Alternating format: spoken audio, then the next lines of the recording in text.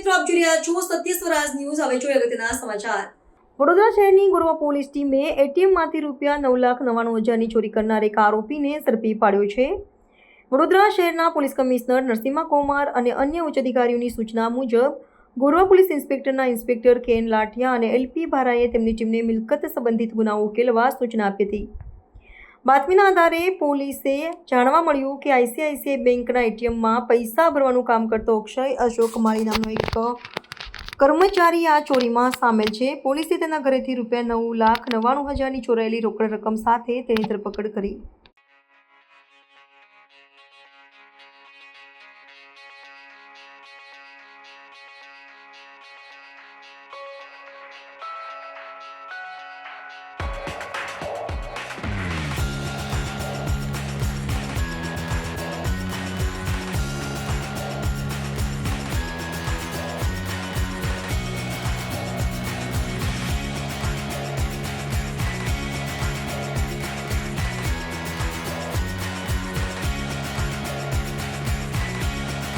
સમાચારોની ઝડપી અપડેટ માટે હમણાં જ સત્ય સ્વરાજ ન્યૂઝ ચેનલને લાઇક, શેર અને સબસ્ક્રાઇબ કરો।